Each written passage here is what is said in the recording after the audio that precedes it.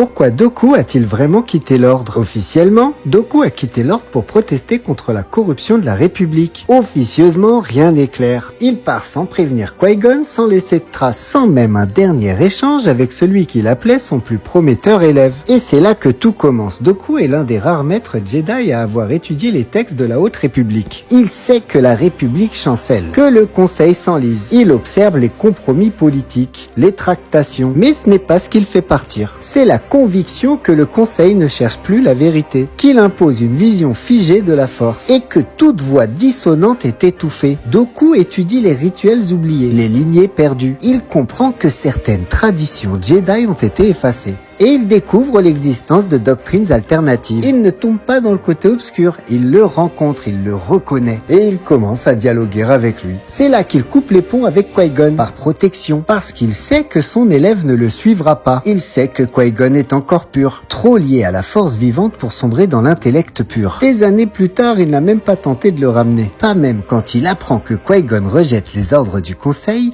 pas même quand il voit en lui la même révolte, le même détachement. Parce que Dooku, il a pas quitté l'ordre par colère. Il est parti pour fonder autre chose. Et il savait que tôt ou tard, Qui-Gon serait tenté de faire pareil.